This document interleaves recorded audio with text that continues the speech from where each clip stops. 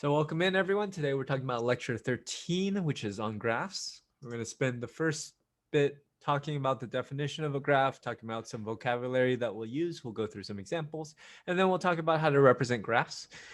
Once we do that, we're going to then go into kind of the most interesting part, which is how we represent problems in real life as graphs, why we even bother studying these, what sort of problems that we can actually solve, as well as examples and working through those.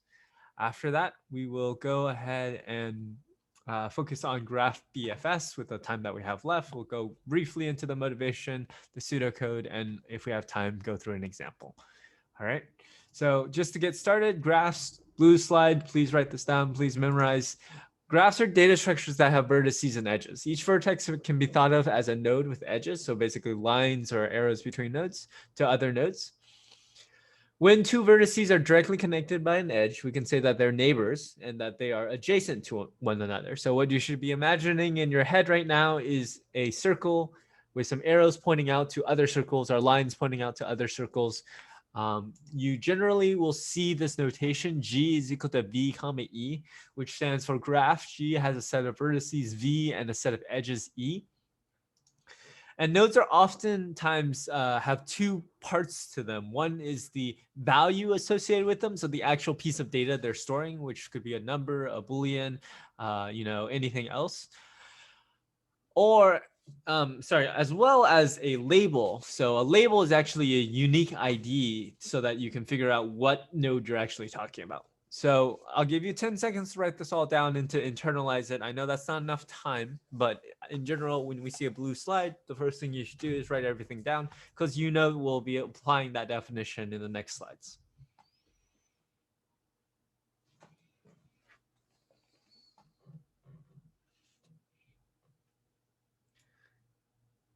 All right, so take a look at this graph on the right here. You can see that there's a bunch of circles and a bunch of lines attached to them, very much similar to what the trees structures looked like in the previous lectures. You can see that every node has a corresponding number, which is going to be its label, as well as a blue text string here, which represents the actual value at that node, right? So you can see that values can be the same value across different nodes, so that you can have two nodes, node 0 and node 2 here, that both have value Andrew as a string, whereas the node itself has a label 0 and a label 2, which are distinct from each other, right? So we're going to go ahead and try to answer these questions that we have here. How many vertices are there? In other words, how many nodes do we have in this case? Someone just asked, are trees special graphs? Yes, we're going to look at that very soon. But for now, how many vertices do we have in this graph here? Okay, people are typing in 7 in the chat, and that's correct, right? We have 7 nodes in this case, so we can see there's 1, 2, 3, 4, 5, 6, 7 here. And if we keep going, how many edges do we have? So in other words, how many lines are there between all of the different nodes in this graph? We're getting a bunch of 8s in chat. Cool. Yeah, these aren't meant to be scary questions. Just like before, we're just memorizing a lot of vocab and being able to apply it directly. How many neighbors does node 0 have? So in this case, how many neighbors does the node with 0 as the label have in this case? 2, okay. Because it has, this node 1 with the value Debia, and then this node with node which label 2, which has the value Andrew. So you can see this node 0 here with the value Andrew has two neighbors, two buddies, however you want to say it. How many? So we have vertex 3 and vertex 4. The question is, are they adjacent? So vertex 3 is right here. Vertex 4 is right here. Are they adjacent? In other words, are they neighbors? We're getting a bunch of yeses in chat. Makes sense because they are next to each other and they're connected by an edge. And then which vertex has the most neighbors? In this case, there might actually be more than one. In other words, you're trying to find all of the nodes, and for all the nodes, which vertices do you think have the most neighbors in this case? So we're getting a bunch of answers in chat. In this case, we're seeing that there is node 1 with 3 neighbors, node 2 with 3 neighbors, and node 4 with 3 neighbors here, right? And as always, in lecture. I don't expect you to always get the right answer. If you're confused or if you're not sure, you can always type question mark to let me know where you're at. I don't want you to just copy and paste what other people are typing, right? It's really important to be confident in what you know and don't know. So even if you don't know something, typing in the question mark with confidence is really helpful, because it helps me know, like, if a bunch of people are typing in question mark, then I need to take more time and explain things.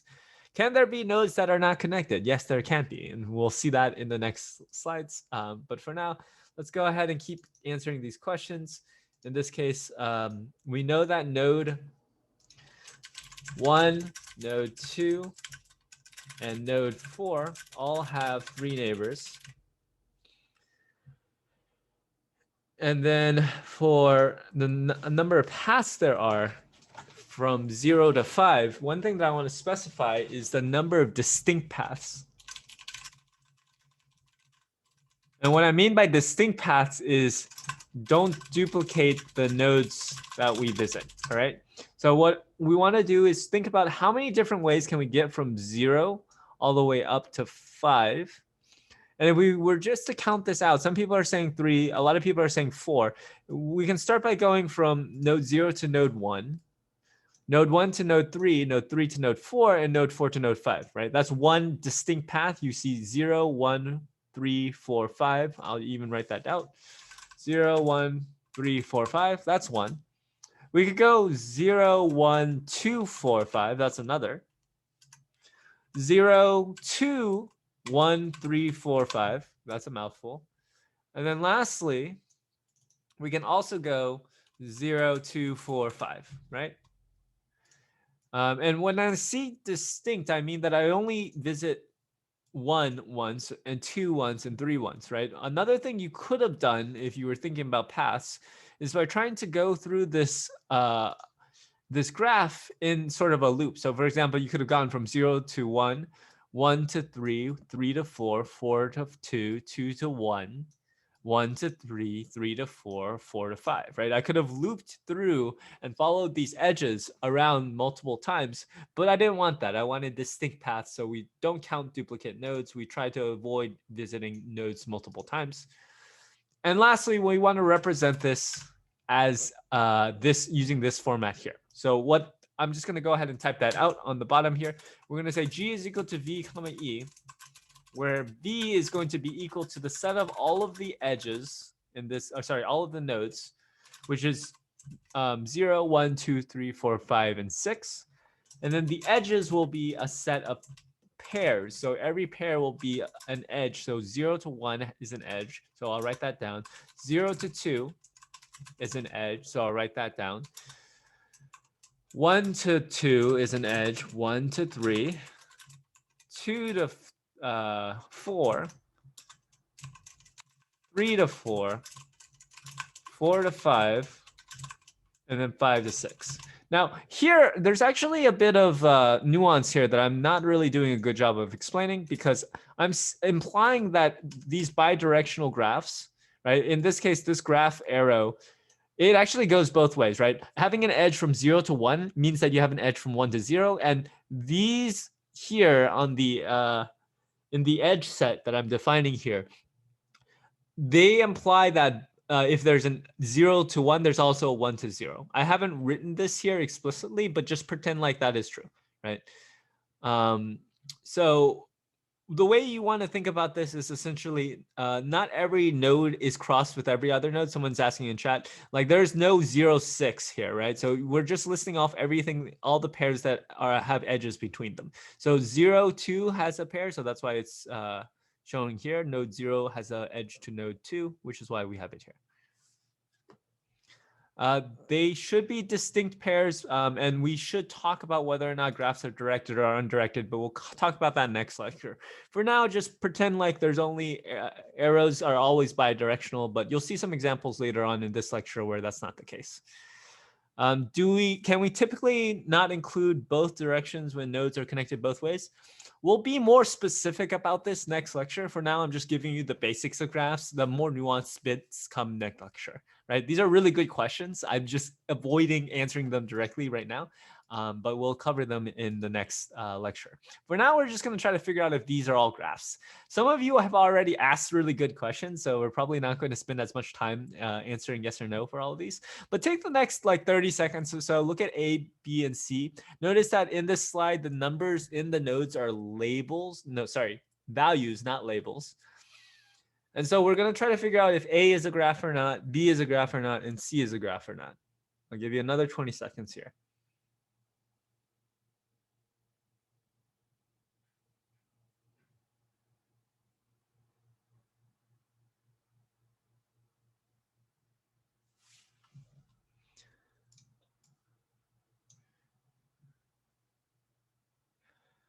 All right, is A a graph? Yes or no? What do you think? If you're confused, type in question mark. If you think yes, then type in yes. Don't just copy what everyone else is doing. All right, we're getting a bunch of people typing in yes in chat. So yes, A is a graph. One thing to note is that all trees are graphs, right? Someone asked this earlier. That is true. All trees are graphs. Not all graphs are trees. And just to be absolutely clear, when I say all trees are graphs, I mean that trees can be represented as a graph. A graph is just a more generalized version of a tree, and a tree can be thought of as a more specialized version of a graph, right? Another question that we have is this one here for B. This thing is just a node by itself. It has no edges. Can we say that this is a graph? Yes or no? Okay, we got some people saying no. We have some people saying yes. A lot more people saying yes, and then a few question marks. Someone said that it's a tree, but if it is a tree, then it should be a graph, right? All right, so let's just be clear. B is a graph. We can even represent it using the graph notation. So we can say G is equal to V comma E, where V is going to be equal to just the set of 0 here, because remember the 3 here is a value, so we actually have to give this node a label. So let's just give it a label of 0 in this case. And then we can say E is going to be equal to the empty set. In other words, there are no pairs here because the graph doesn't have any edges. It's okay for a graph not to have edges.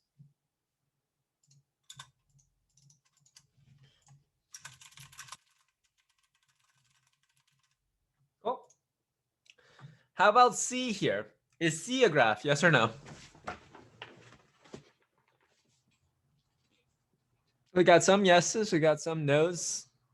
If I'm reading this correctly, it seems almost evenly split. About half of you are saying yes, half of you are saying no. So again, we want to represent this using the graph notation. So we can say this is node 0, this is node 1, this is node 2, where I give it labels first. And then we can say, in this case, G is equal to V comma E, where V is equal to 0, 1, 2. And then E is going to be equal to the set where the 0 node has no edges, so that's fine. And then there's exactly one bidirectional edge from 1 to 2, right? So 1 is a neighbor of 2, 2 is a neighbor of 1, right? And that's fine. So in this case, we say that C is a graph. So yes, C is a graph. Graphs can be disconnected. In other words, this node 0 with value 3 can be hanging out on its lonesome, and that would be fine, right? So, a previous class asked a really good question of what doesn't count as a graph. If all of these are graphs, if trees are graphs, if single nodes are graphs, if disconnected nodes are graphs, at what point do you have not a graph? And one example might be here in purple, where we have some nodes that are connected to each other that have self edges. What I mean by that is that you can have in a data structure called a multigraph, you can have an edge point to itself. You can have a node point to itself in an edge. That is not a graph. That's called a multigraph. We don't cover it in this class. But for this, we definitely want to feel comfortable identifying graphs and not graphs. More times than not, you're going to look at something and it is a graph, right? Let's go ahead and talk about state representations, graph representations rather. So the two most common representations of graphs are adjacency matrices as well as adjacency lists. So I'm just going to go through the definition and then we'll jump right into examples so that you feel a little bit more comfortable with them. An adjacency matrix is a 2D array. So in other words, it's a table or an array of arrays in Java where the indices are rows and columns. They represent nodes, and each cell in the 2D array, if it has a 1 in that cell, that represents an edge. So in other words, we have in Java a 2D array, and each cell represents whether or not that row column, that node has an edge to that other node. All right, I'll show you what that means in a second. An adjacency list is a list of lists. Typically, we're going to assume linked lists here, although you don't have to. But for now, let's just assume it is, where each list at index I represents all the neighbors for a vertex I. All right. So when we say adjacency list, we assume it's a linked list. So we're going to go ahead and just jump into our demo here. So here is a tree, or sorry, here's a graph. You can see here that there's a bunch of different nodes. It's very similar to the graph we saw before. And you have 3 different representations down here. We have adjacency matrix, we have adjacency list, and we have edge list, which we don't care about. We're not going to study edge lists in this class, at least not explicitly. You can ignore that for now. Okay. So what we're going to do is we're going to look at adjacency matrix first, right? We said that this was a table or a 2D array, which means that it has rows and columns. And for each node here, there's a row. And for each column, that's also a node, right? Each node has a corresponding row and column. And then if we see here, we say, for example, 4 has an edge to 5. Well, that means that in row 4, column 5, there is a 1 to represent that an edge exists, right? And then if we look at column 5, row 4, there's also a 1, because if you look at this, every single edge is bidirectional, which means that everything should be actually symmetric across this table, right? We're saying that 1 is a neighbor of 0, and 0 is also a neighbor of 1, which means that row 1, column 0 has a 1 in it. Also, row 0, column 1 has a 1 in it, right? If I were to add a brand new, so the matrix should be symmetrical along the diagonal. In this case, for an undirected graph, yes, right? When I say undirected, I mean that the arrow kind of counts both ways, or it's bidirectional. I think undirected is the more common term, so we'll use that. But in this case, we're going to say here that, for example, if we were to draw another edge from 4 to 6, what we would see is that suddenly 6 now has at column 4 a 1, where it used to have a 0, and then row 4 at column 6 now has a 0 as well. Okay. If I were to add a brand new node, let's just say I added a node 7, we would have what? Go ahead and think about it. 10 seconds. What happens to the adjacency matrix if I add a brand new node?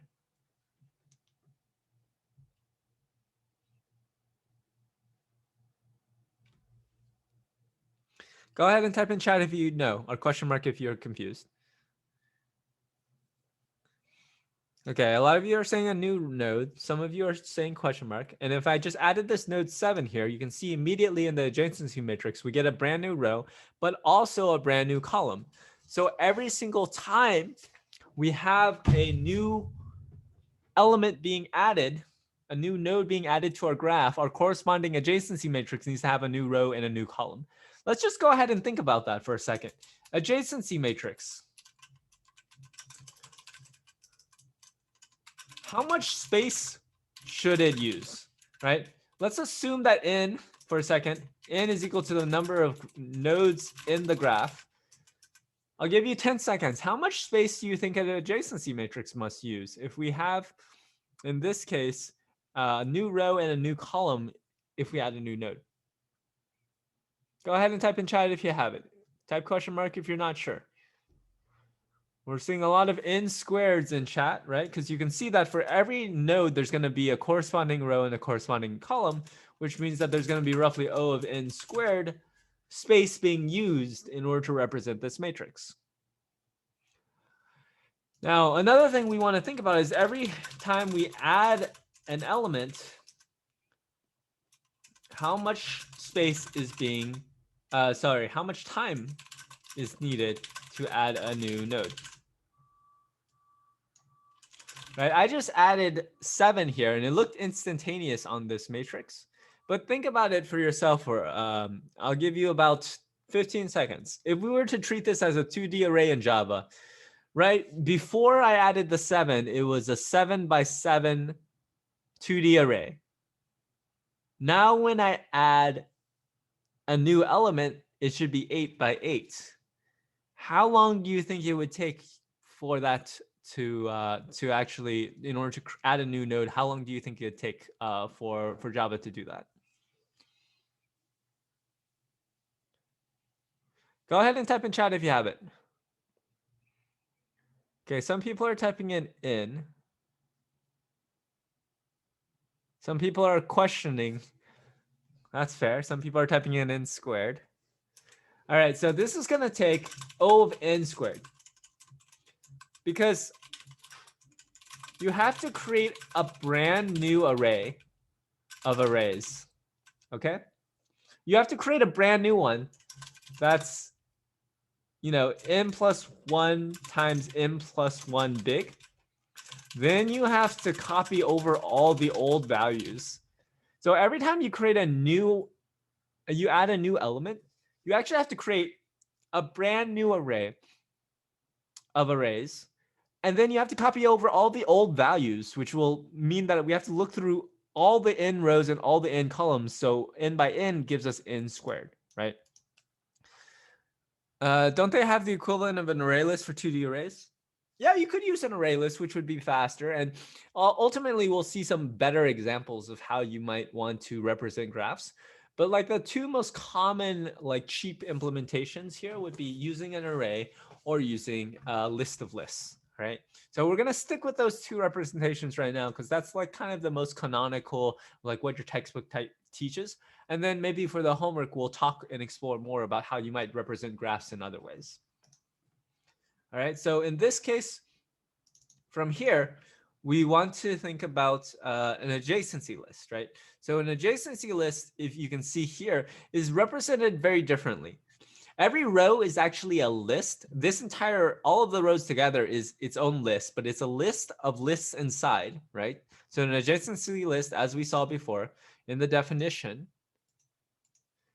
is a list of lists of integers, right? So it's one big list, and inside of that list, every element is itself a smaller list.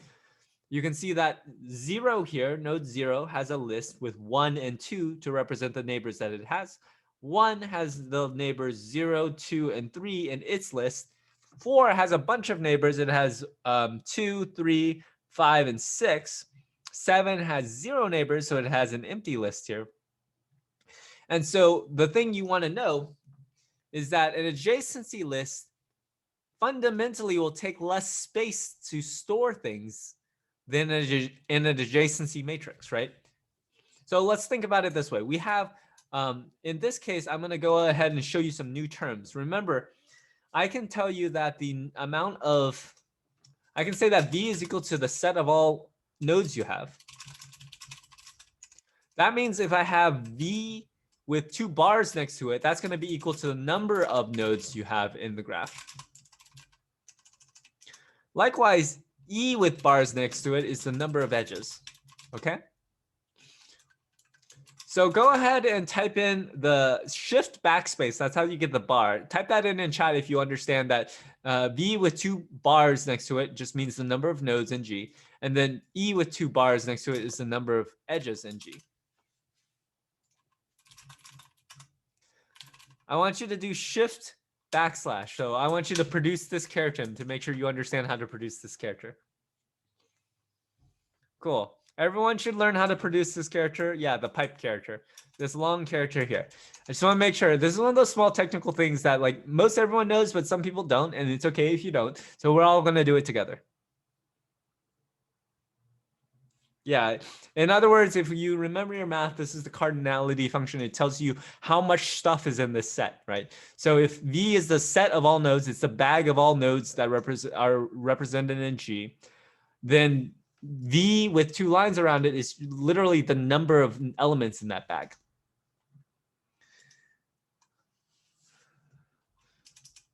Would the list for 0 look like 1 and 2 with parentheses? No, you would just want to say something like this. You would say 0 has 0 and 1 in a list. All right. So the question was, how do you actually represent this thing here in Java? You would want literally a new like linked list with 0 and 1 as the 0th and first elements. Now let's go ahead and think about this. If I were to add a new element, into my adjacency list,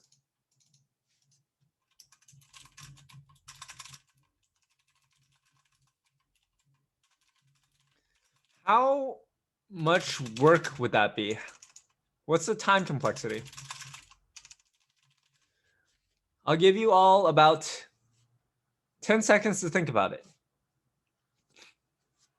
Oh, yes. I made a mistake. Thank you for fixing it. People in chat are telling me that this should say set of all edges, which is correct. Thank you. All right, so the question is, what if we want to add a new node to my adjacency list? What would be the runtime in this case?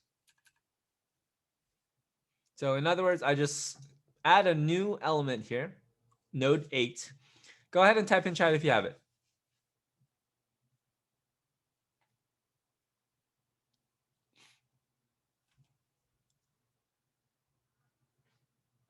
Okay, most of you are saying it's O of n.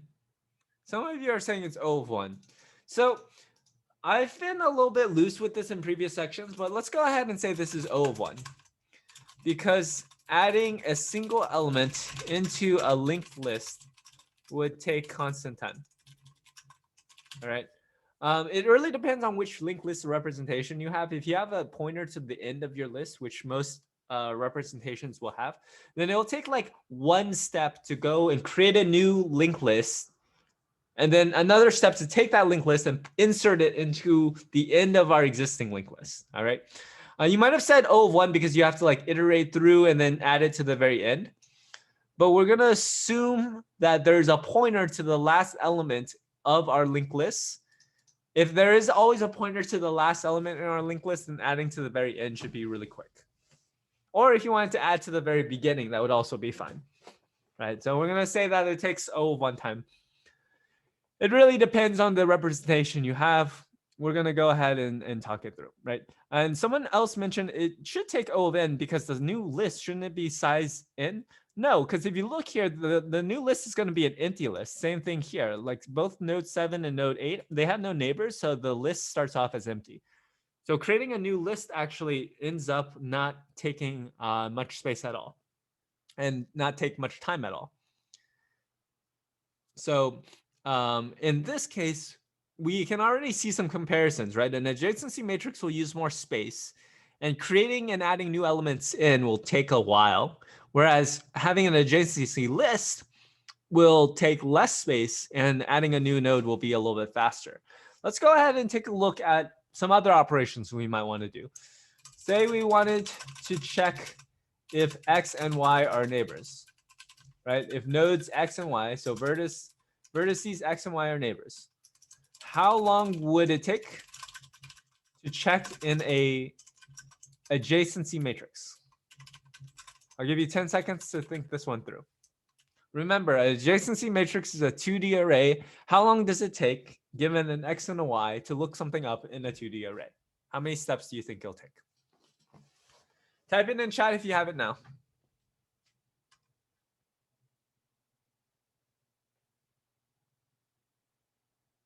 Okay, we're getting a bunch of ins in chat, so people are thinking it's going to take as much time as there are elements in the list. I'm going to say that this actually takes O of 1. The reason why this takes O of 1 is because when we are looking at a 2D array, and an adjacency matrix is a 2D array, whenever I look up a single element in an array and I know the indexes, right? If we just look at a 1D array and we have the index, we can look up an element and find it really fast in an array, right? It should take O of 1 to look into an array if you have the index. A 2D array is exactly the same. We'll use the index to look through the row, and then we'll use the second index to look through the column. You will end up with something that looks like this. You'll say like, my adjacency matrix of, let's say 3, 4, and this should take O of 1 time, right? Looking up elements in an array, even if it's 2D, should take O of 1 time if we know the indices.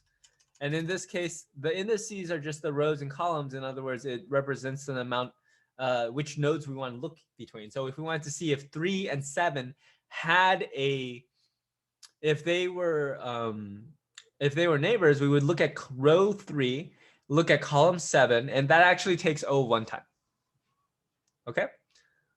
So you just have to remember that arrays take O of 1 time lookup if you know what the index is, right? And we do in this case because we know X and Y, vertex X and vertex Y. Okay, so let's answer another question. Say we wanted to check if X and Y are neighbors, except we want to do it in an adjacency list. How long will it take? How long would it take to check in an adjacency matrix?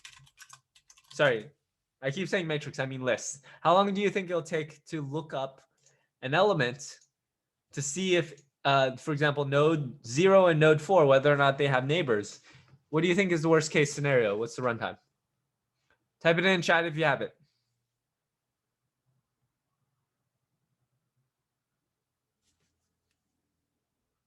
Okay, a lot of people are typing in 1. Some people are typing in. Some people are typing in question mark.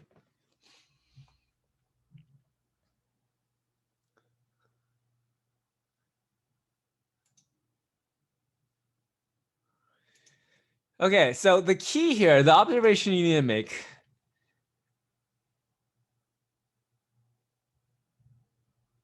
we have to go and look through every single element in order to find the corresponding node we want to look up. So let's say we want to look and see if 0 and 4 are neighbors. Or better yet, let's go and say we want to see if 7 and 4 are neighbors, right? That means we have to go and find node 4, which means we have to traverse this list. That's going to take at worst n time. And then we have to traverse all of this because we're in a linked list. We have to look through element by element. That's going to take n time as well, right? Which means that the overall runtime is going to be O of n in this case, because you have to go and possibly look through every single element in the big list, and then inside of a single row, look through every single element as well.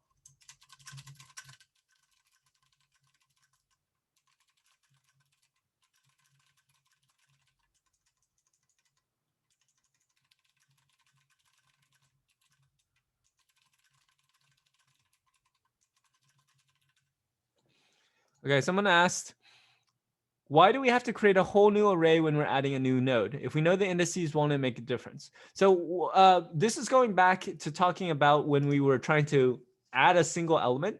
If we're doing this for an adjacency matrix, this adjacency matrix needs to have a new row and a new column if we add a new node here. So if we want to add like node 9 here, we're going to have to create a new matrix because there was no row 9 previously. Sorry about that. There was no node 9 previously. There was no row or column for node 9. And the only way to make a brand new row and column in a 2D array is to make a brand new array of arrays. Thanks. All right. So in this case, we have to iterate through 2 arrays simultaneously. Wouldn't it be O of n squared? No, if we're talking about looking through elements in an adjacency list, we need to find which list inside of the big list we want to look for. So if we were to compare and see if node 4 and node 7 are neighbors, then we would go through and look at the list that represents node 4. So in order to find that list, that's O of n in the worst case. Now, if we were to look through and see if 7 is a neighbor of 4, we would have to look through every single element here. And that is another order of n. So you add these two n's together. You don't multiply, because once you find the right row, you only have to traverse that row in order to find the number that represents its neighbor. Good question. I'm going to move on. We're going to go ahead and take a 5-minute break at this point. Let's chill for 5 minutes, and then we'll come back and we'll do a little bit more practice on actually representing nodes. And then we'll look at how to actually represent real life problems as graph problems.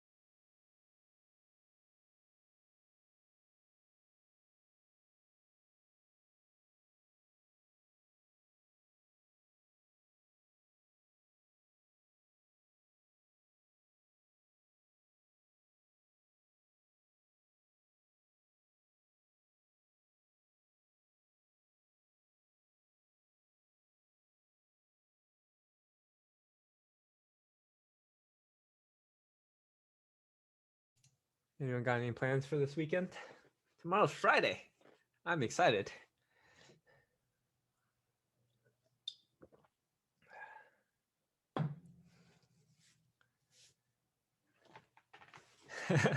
Someone is really, really into buying shares of GameStop. Stock, I guess. Studying for midterm, study, cry, study, relax, cry. Fair. We're wrapping up your grading this weekend. For me, I'm going to try to get out your exam grades as soon as possible. So that's going to be me handling all of that for like the next 20, 48 hours or so. Yeah, I'm going to be doing a lot of grading. And then we'll go from there. A lot of this weekend will be just looking at individual students on the grade book and making sure that there aren't any grades that are missing, and that we give you the effort, participation, altruism grades, get those up to date, get all of your extra credit up to date. I'm going to work really hard this weekend to make sure everything's good. Not going to promise that I'll be able to get every single assignment in, but I'll try my best. Don't worry about your grades. Know that I'm not here to fail you. Remember, last semester, about 3/4 of the class got either an A or a B, like some sort of A or some sort of B. I expect that this semester is going to be roughly the same distribution.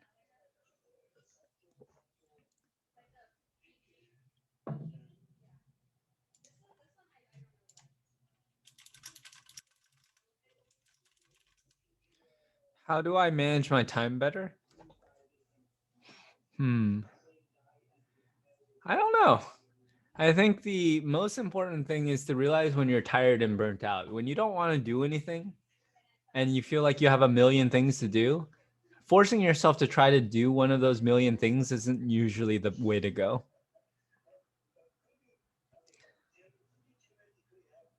Someone asked, what happened to the CODD servers?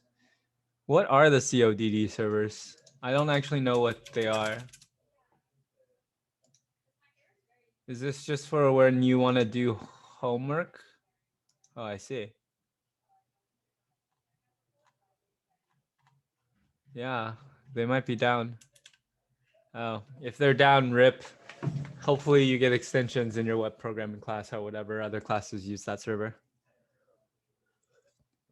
Yeah, the real key around time management is to realize that most people in their life like take years to get good at it. So if you're like not good at it yet and you're frustrated about that, realize that you're not alone, right? It took me literally years to get really good about managing my time and being able to work on things in a way that balances what I personally need in order to relax, as well as balances what like the world needs of me, right? I could kill myself and have gotten the grading in like 2 weeks earlier. I could have also killed all the TAs and forced them to spend like 12 hours every day grading. But I don't think that would have been sustainable, right? I wouldn't have been able to teach as well. A lot of other personal stuff wouldn't have been able to be taken care of. And so I decided, I made the call being like, okay, you need the grades before the withdrawal deadline. Let me try to make sure that happens.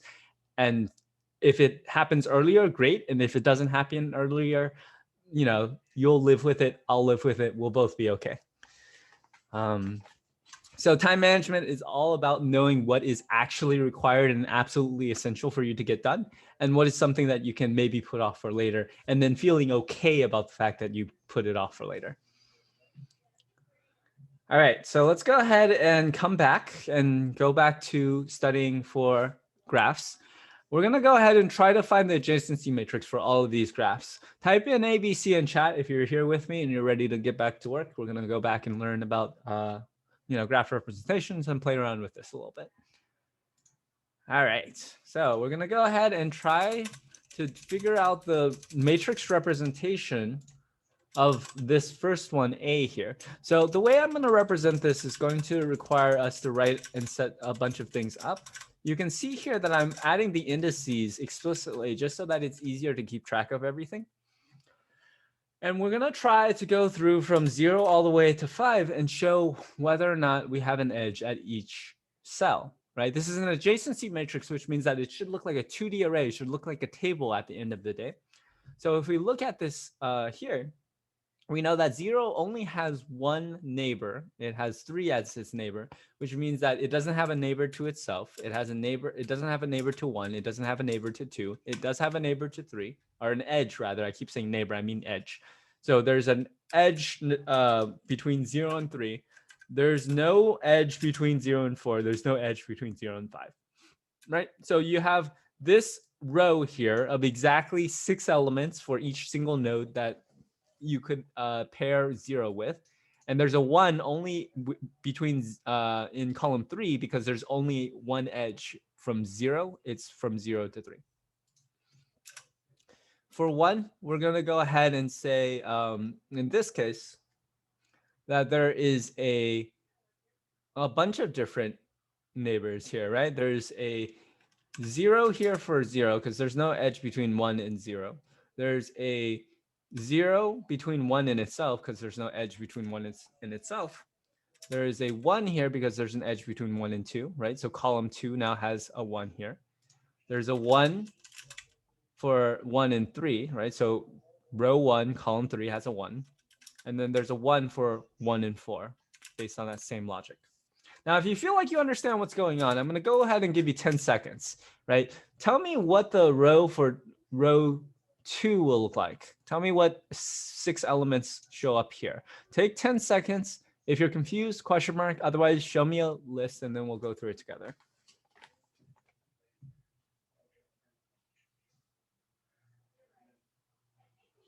Okay, punch it in if you have it. What do we put here? All right, most of you are saying, okay, well, there's going to be 6 elements, and node 2 doesn't have that many edges. There's only one edge between 2 and 1, which means that column 1 or index 1 in this array, we're going to put a 1 here to say that row 2, column 1, there is an edge. Okay.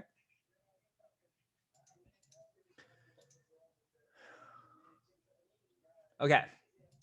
So we'll go ahead and take a look at the rest of this. I'll just fill this in a little bit faster now. We know that 3 has an edge to 0. 3 has an edge to 1. 3 doesn't have an edge to 2. 3 doesn't have an edge to itself. 3 doesn't have an edge to 4. And 3 has an edge to 5. 4 only has an edge to 1. So everything else should be zeroed out. And then 5 only has an edge to 3. So there should be a 1 right here and then a 0 everywhere else. All right. So this is what an adjacency matrix looks like for A, right? You can see that it took us a lot of work. It's the most time-intensive matrix representation of a graph, right? Or the most time-intensive representation of a graph. So if we look at B, hopefully this will be a little bit more straightforward. What do you think? I'll give you 10 seconds. What do you think goes in here? Right, I'll give you 10 seconds. What does B look like? What's the row, the one row for B? What will it look like?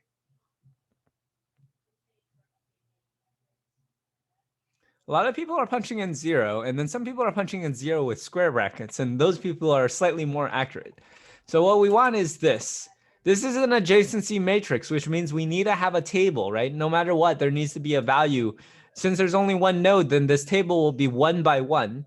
And inside, there should be an actual number. There should be 0 to indicate that there's no edge, right? For those of you who are saying, oh, this should just be empty, it doesn't work like that because this is an adjacency matrix. This is an array of arrays. No matter what, there needs to be a placeholder for whether or not an edge is there, even if it defaults to 0, all right?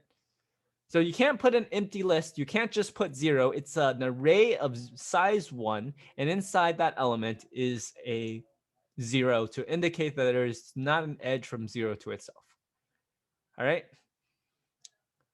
So let's go ahead and do the last one. Someone's asking, can I have an edge here? No, you can't have this. This is exactly what you cannot have in a graph. Can it put to itself if it's just by itself? Can it point to itself? No, you can't have it. Even if it's just a single node, you can't have a node point to itself.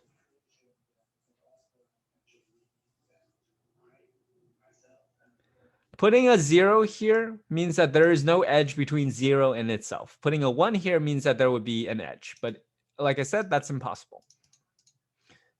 All right, good questions. I'm going to keep going. Let's go ahead and do C. C has 3 nodes, so we know that we're going to have 3 different rows. And I'll just give you about 20 seconds to punch in the adjacency matrix. We know that it's going to look, we're going to have some elements in all of these, right? So I'll give you the next 15 seconds or so to try to work it out on your own.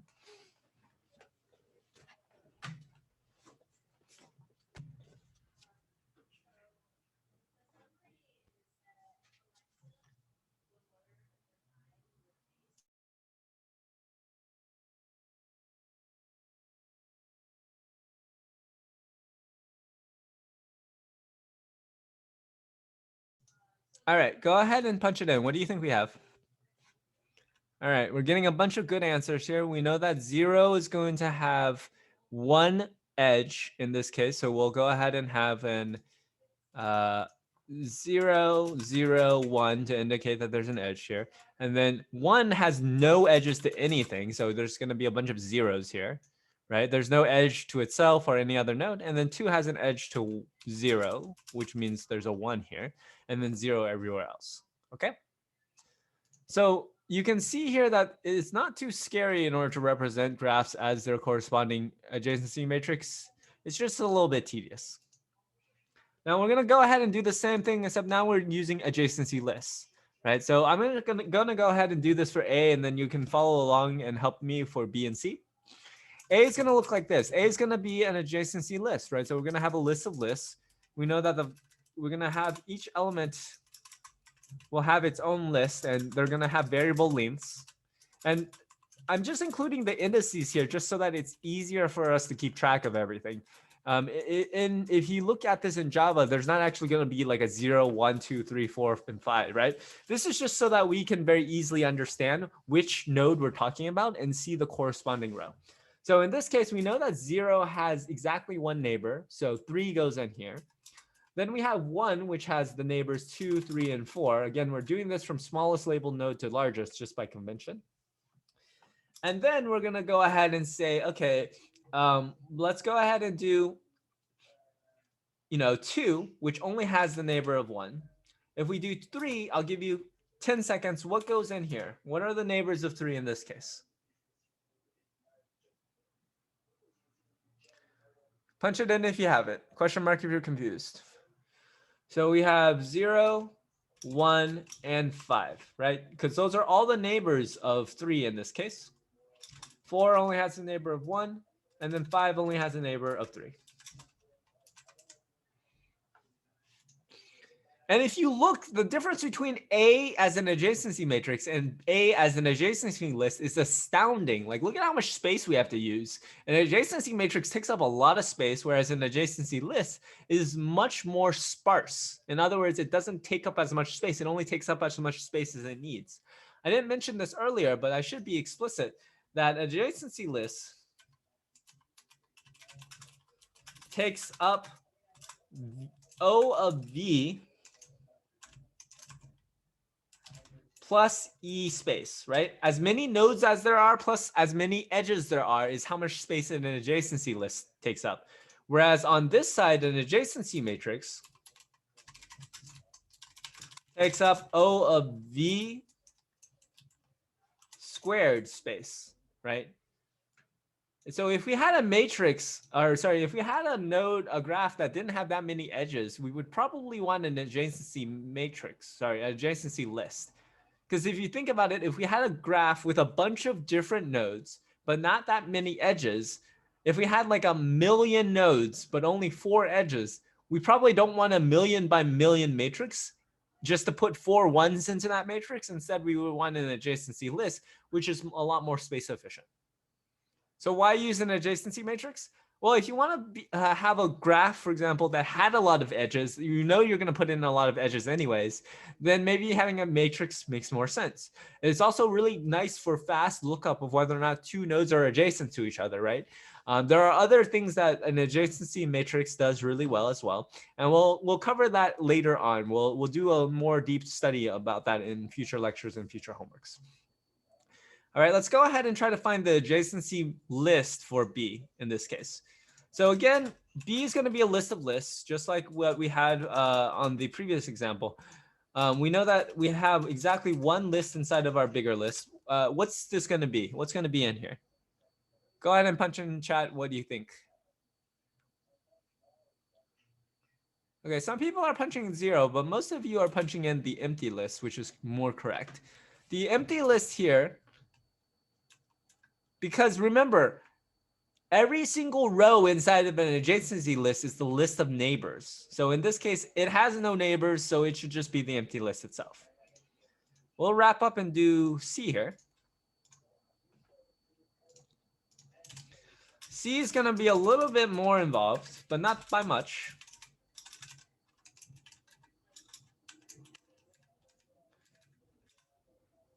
Okay, so we know that C has this first list, and it's going to be all the neighbors of 0. What goes in here? Tell me what to punch in.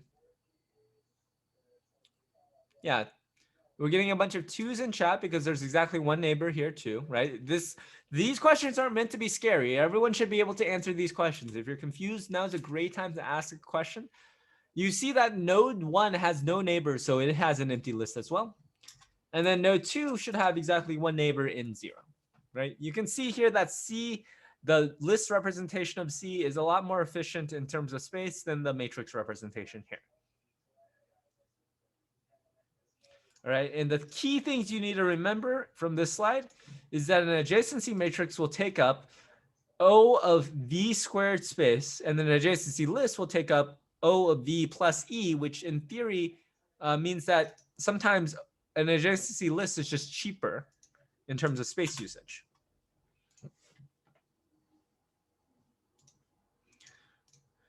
All right, so why do we actually care about graphs? Oh, someone had a question. Is it possible to redraw these graphs from the information such as an adjacency matrix in a list? Yes. And that's a great quiz question, so thank you for that. It is entirely possible to reconstruct the drawings from just the matrix and the list alone. And that's something that you would be expected to do. And that is actually a homework question that we'll ask later on, right? So don't panic about it, but it is something that we will cover soon, right? And we'll take a look together. So why do we care about graphs?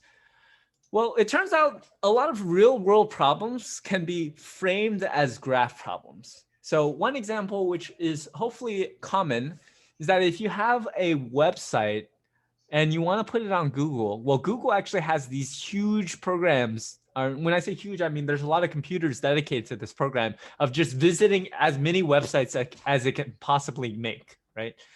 So for example, if I go to google.com and then I search graph as a term, what I see is that we get a bunch of different websites. And how did Google know about all of these websites? And it's not like these websites entered their information into Google.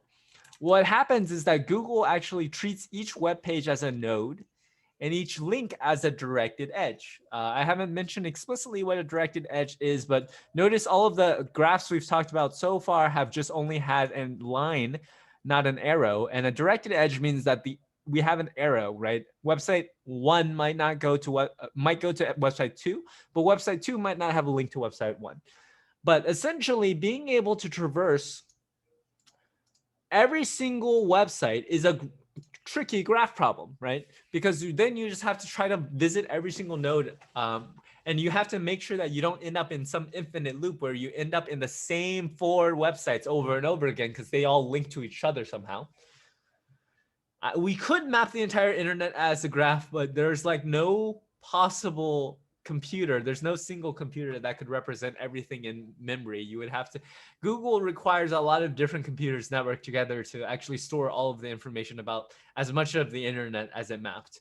I don't know if they actually have indexed the entire internet. I'm pretty sure that's still out of reach, but they do a pretty good job hitting up all the websites that matter.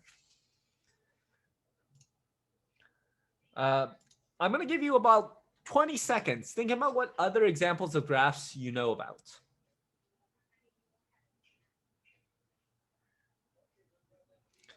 My question is, what other types of problems in the real world could be represented as graphs?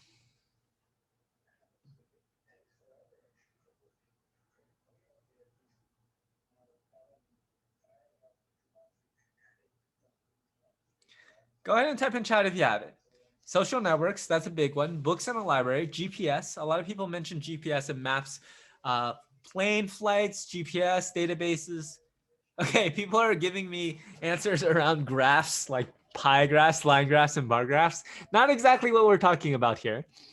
Netflix titles on Netflix. You could represent Netflix titles and relationships between them based on genre, for example. All right, so we got a bunch of different answers. One thing that people haven't mentioned is this idea of artificial intelligence. There's actually graphs. I guess someone put in a neural network, so that might count. But we want to take a look at chess AI, for example. When we look at a chessboard, moves that are made can be considered edges, and then boards themselves can be considered nodes. So you can represent a gameplay by just seeing which nodes you visit as you traverse from left to right. So the very left here has a board that's actually exactly the right, like the starting board. And then you go and take a move, for example, e4, the opponent will take another move, g6, and then you might take a move like d4, or maybe a move like f4. Which is a terrible move. Don't play f4. F4 is why would you ever play f4? Even King's Gambit is risky at best. Anyways, another way you could play this game is you could start by playing d4, and then the opponent plays g6, and then you play e4, which is the exact same state you went through and got to in the original gameplay that I outlined. So you can take this set of moves to get to this board state, or you can take this set of moves to get to this board state. You end up in the same place no matter what. And that is like one of the keys of a graph, right? You can take multiple paths and end up in the same spot. So like for the most part, you want to be able to represent games. You can represent the board state as an edge, edges as valid moves from that board state, and board states can repeat as I just demonstrated. Finding a path from the start to the end is essentially solving chess or finding a set of moves that allow you to win the game, right? And this is more complicated than I'm making it out here. But at the same time, fundamentally, you just need to think of a graph when you're thinking about how to solve chess using a computer program. You model the game as a graph first. And then lastly, a lot of people mention social networks. So for example, friend graphs or follower graphs, Facebook, Instagram, Twitter. So for Facebook, for example, I am friends with someone, that means there's an edge between me and that person. And then nodes are the people. For Instagram and Twitter, where they have a follower model, I might follow Beyonce. She's probably not going to follow me back. Sad face. That means I have a directed edge toward her, but she does not have an edge toward me. And you can use graphs to represent how many degrees of separation, for example, you are from a certain person. It turns out you can actually know about all of the people in the world. Like I have a friend who knows a friend who knows a friend who knows Beyonce. That's probably true. The degrees of separation say that, at most 6 hops are necessary for you to know someone else by association anywhere else in the world.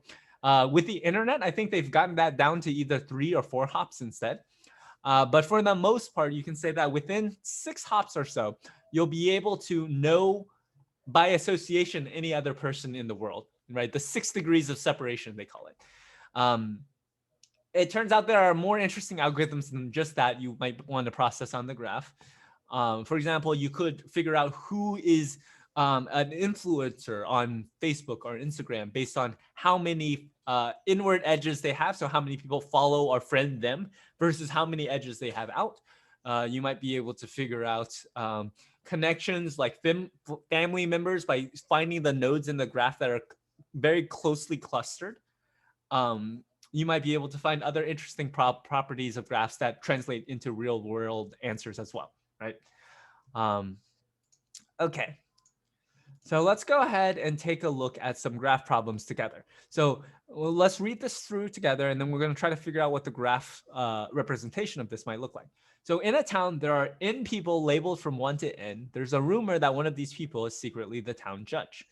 A town judge is someone that trusts nobody, and then everyone besides the town judge trusts the town judge, right?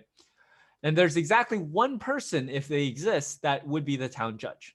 So you are given trust, which is going to be an array of pairs A, comma B, that imply that person A will trust person B, right? If the town judge exists, you want to return the number of the town judge, right? Because every person has a number. Otherwise, return -1.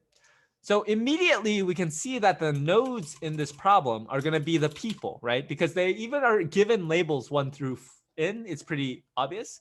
And then the edges are going to be a little bit trickier. So let's say we were given n is equal to 4. And then we have trust, which will be equal to an array where every single person will have a bunch of different relationships of trust, who trusts who. So let's say person 1 trusts person 2. Person 1 also trusts person 4, and then person 1 trusts person 3. Person 2 trusts person 3 and no one else. Person 3 trusts nobody, so we're not going to write anything for him. Person 4 trusts person 1. Person 4 trusts person 3. And then we have this, right? If you look at this, this is basically an edge list, right? The edges are the trust pairs, i.e. if we have an A, B here, this is the same as saying there's an edge between node A and node B, okay? So what we would want to do in this drawing is to say, okay, 1 trusts 2, 1 trusts 4, 1 trusts 3, 2 trusts 3, 4 trusts 1. So you can see that in a directed graph, there can be a one-way direction and another way direction. And then also 4 trusts 3. In this example, who is the town judge? Go ahead and take 5 seconds. Okay, people already know. Type it in chat. It's hopefully not too hard to guess. Number 3 is the town judge, right? Person number 3 in this case, because this person has everyone trusting this person, right? So 1 points to 3, 2 points to 3, and then 4 points to 3, but it doesn't have any arrows outward. So in other words, the approach to finding the town judge, find all nodes that have no outward arrows. And then for each of those nodes, figure out if there's n-1 arrows pointing toward it, right?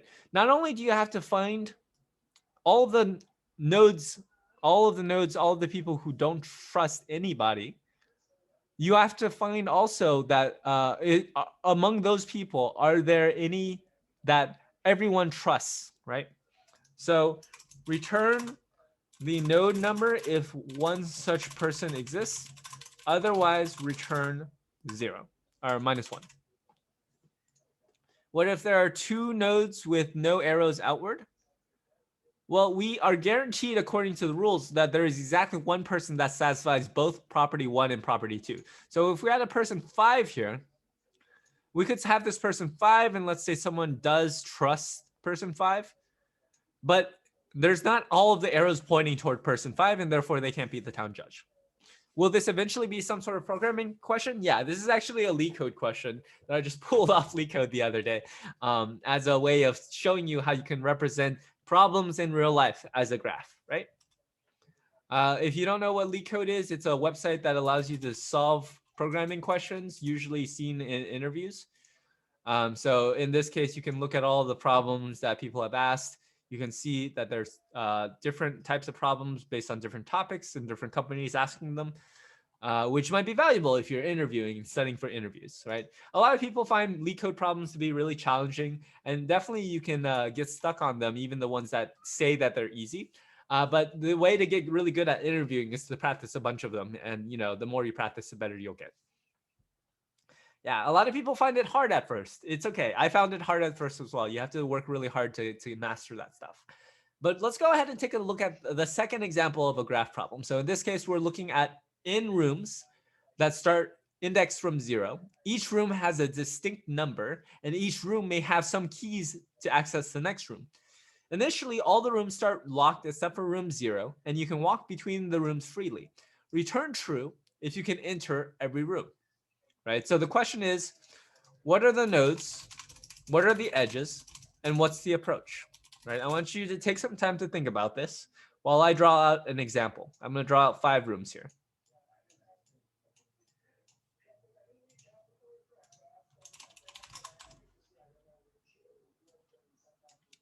Right? Again, you're trying to answer what is the nodes represent in this case? What will the edges represent?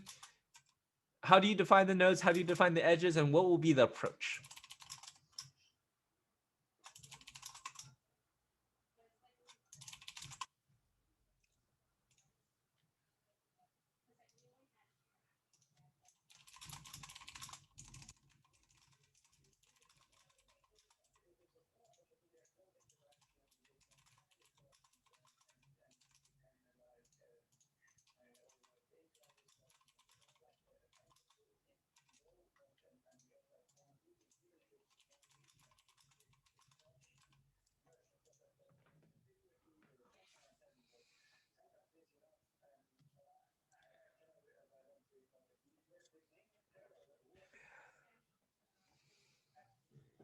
Are the rooms sequenced as shown?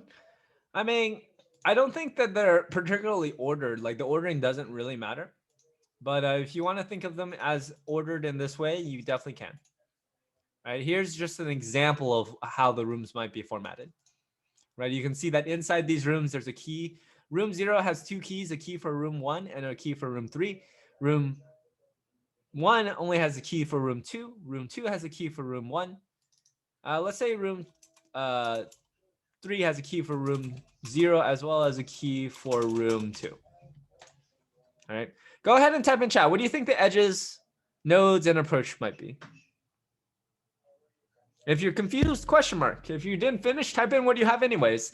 Again, you're never penalized for not knowing something. The whole goal is for you to think and take the time to think, and it's okay if you don't get it perfectly right. Right? I'd much rather you tell me that you don't understand than you copy and paste from somewhere or otherwise not reply at all. So we know that the nodes are going to be the rooms, right? Nodes represent the rooms. The edges, we have to be very careful here. The edges, a key in room A that unlocks room B, right? That leads to having an edge from A to B. So one thing that's really important is for you to be able to answer exactly what the edges should be. You can't just say keys, because not only is the keys important, where the keys live are important. So the fact that the key is in room 0 is what's important here. So if we want to look at how we represent this example problem as a graph, we would be able to draw 5 different nodes. And then we would want to draw arrows between all of them. So in this case, 0, 1, 2, 3, 4. And an arrow exists only when there's a key in a certain room that points to another room. So for example, room 0 has a key for room 1. So you can open room 1 after you visit room 0. You can do the same for room 3. Room 1 can open room 2. Room 2 can open room 1. Room 3 can open both room 2 and room 0. Okay? So the strategy here would be to traverse each node starting from node 0, right? If it's possible to traverse every single node in the graph, return true. Otherwise, return false, right? So essentially, if you could visit every single node inside of my graph, based on this setup of rooms and edges, then you have essentially solved this problem, right? And so we're going to go ahead and take a look at how traversals work just very briefly in the time that we have left, and see if we can understand what's going on, right? And the most important part of this is that you're going to want to, so my question, do rooms have doors? Yes, you can assume that rooms have doors here. I didn't mention it explicitly, but the rooms do have doors. Thank you for that insightful question. Very good. I'm going to keep going and ignore the meme questions being asked and talk about graph traversals. So essentially, how do we print out every single element in a graph? Or in other words, how do we find a certain item within a graph? We have graph traversals the same way we have tree traversals, where we want to try to visit as many nodes as possible inside of this data structure. So essentially, we can do this one way through breadth first search. And what does that mean in the context of graphs? Well, we have to start at certain nodes. So we actually have to pick a node to start at and then go from there.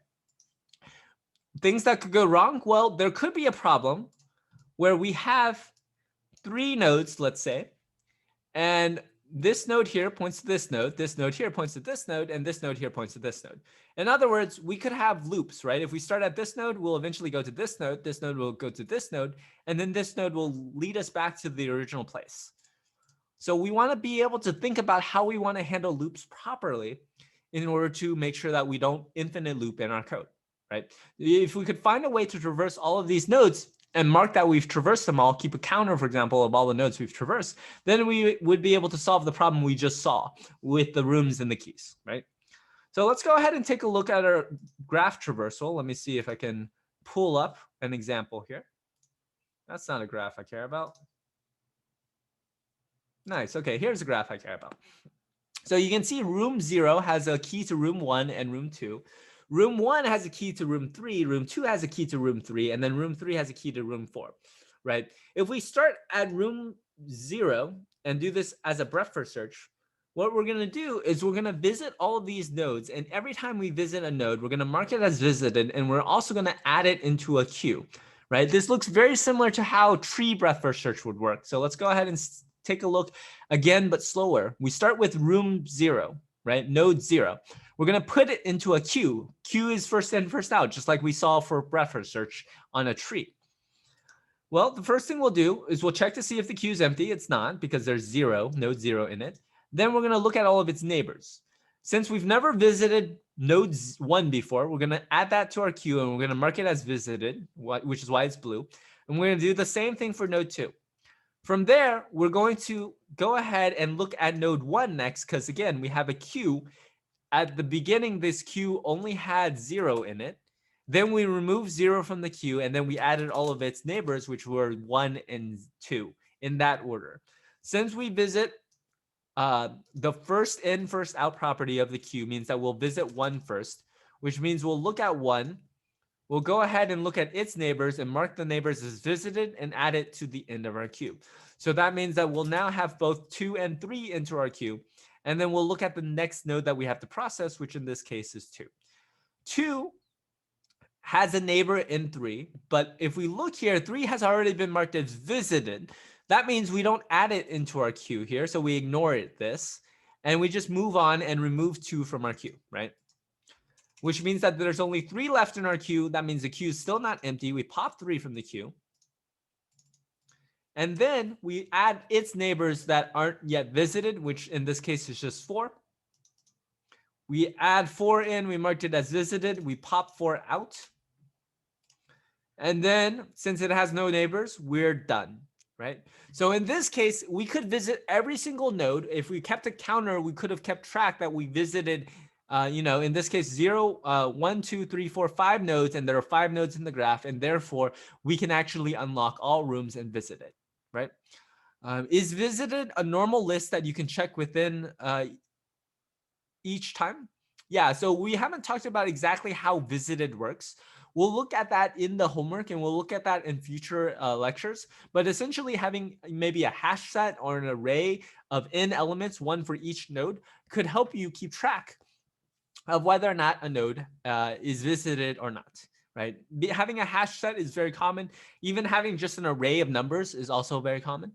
An adjacency matrix or list is used to create the queues at each step. Not quite. The queue is its own separate thing. And we'll look at this more in next lecture. Right now, obviously, since we only had an hour and 15 minutes of lecture, I can show you code. I showed you the pseudocode. Next lecture, we'll look at some real code. I'll show you one more example graph. Let's go ahead and take a look at, for example, this thing here. Wait, that's not what I want. Okay, so in this case, here's an example of a graph that would return false in our original problem, right? In this case, we can see that there are some elements, rooms that you can't visit because there are no keys that go there, right? So if we went ahead and did a breadth first search and we just ran it from 0, room 0 is the first room unlocked. We'll try to visit 1 and visit 2. We'll mark those as visited. And then 1 will try to visit 2 and 3. 2's already been visited, so we'll only add 3. 2 then gets added. We add 5 from there. I'll do this again, but slower, right? We visited 1 next after visiting 0, which will add 3 into our queue. From there, we don't add 2 because it's already been visited before, but we do visit 2 right afterwards because that will be in the queue at the time. At 2, we'll add all the neighbors. We'll try to add 3. 3's been visited before, so we ignore it. But 5 hasn't, so we add 5 to the queue. From there, we go ahead and pop 3 off the queue. We'll go ahead and add 4 into our queue because we've never visited that before. We'll visit 5 next, and then 4, and then we'll be done because there's nothing left in the queue.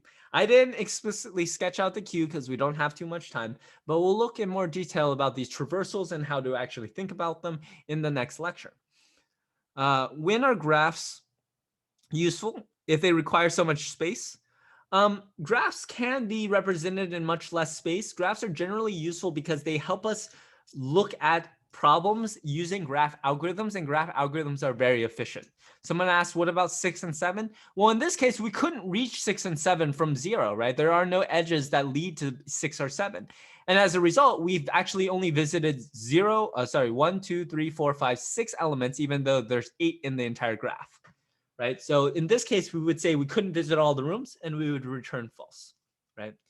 So let's do takeaways real quick. Graphs are data structures with vertices and edges. You can represent them using adjacency matrices and adjacency lists. Graphs are used to represent real world problems. So we'll ask you how to convert certain problems in real life into graph problems by identifying the nodes and the edges. You can still traverse graphs using BFS, but then you have to account for cycles as well as this idea of disconnected bits as well. All right. And you also have to make sure you know where you're starting. So in this case, we started always at node 0, but it doesn't necessarily have to start at node 0. All right. That's all we had for today. If you have any questions or concerns, feel free to ask. Also, we have office hours right now because it's 7:15 on a Thursday. So if you want to ask about homework, now is a great time. Thank you so much for your time. I will talk to you all soon.